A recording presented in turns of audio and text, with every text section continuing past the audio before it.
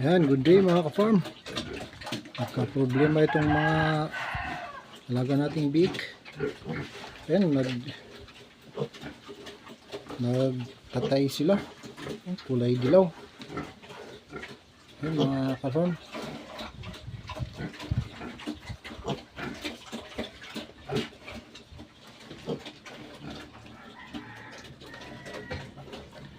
Yan sila mga ka-farm. Bali 15 pa rin sila. Kaya lang yun nga, nagka-problema. Sila ay nagtatay.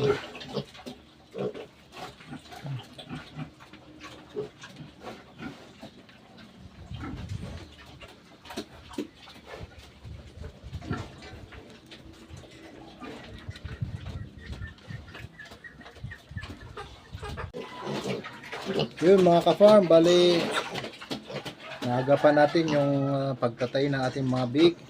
Ayan, bali pamigas na yung mga tayo nila. Ayan.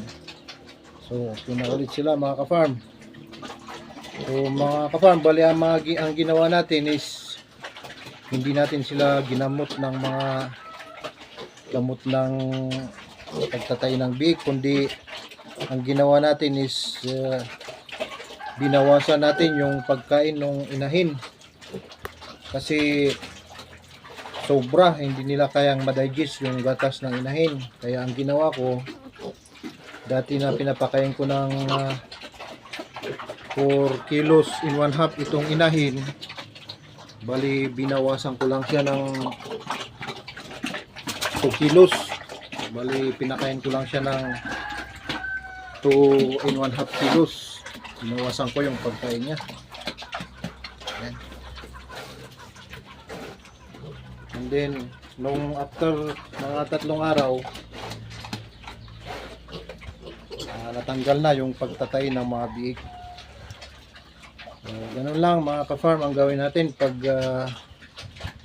nagtay yung mga biik natin na sumusupa sa kanyang nanay. Subukan muna natin na bawasan yung pagkain nila ang inahin. Bawasan rin ng konti yung tubig. Yan, huwag muna tayong magbibigay agad ng mga commercial na gamot sa pagtatay ng biik. So, ay mga ka-farm, masigla na naman sila. Bali, ito nga pala mga ka-farm is yung biik natin is 15. So far maganda naman, hindi naman nabawasan.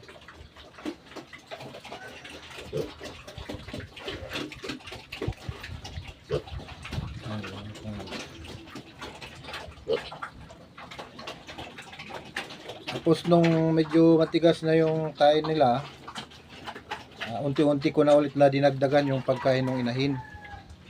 Bali sa ngayon nagpapakain na ako ng 3 kilo at kalahati ulit. So siguro after mga 2 o 3 araw, ibabalik ko ulit doon sa dati niyang pagkain na 4 in 1/2 para hindi masyadong bumagsak yung katawan niya.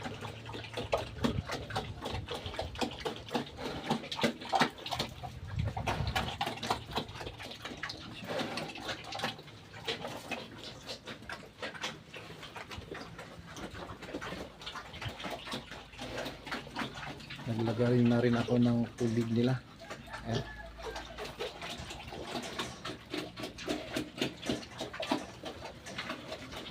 So, bali ito nga pala is 15, 8 na puti, 7 na itim, tapos 7 na lalaki, 8 na babae.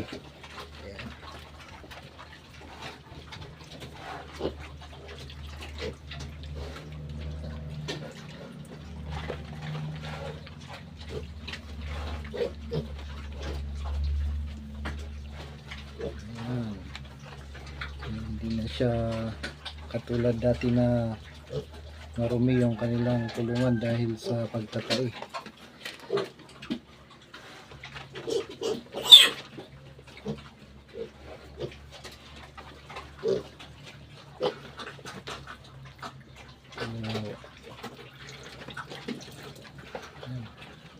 Hanggang dito na lang mga ka-farm. Maraming salamat. Happy farming at God bless us all.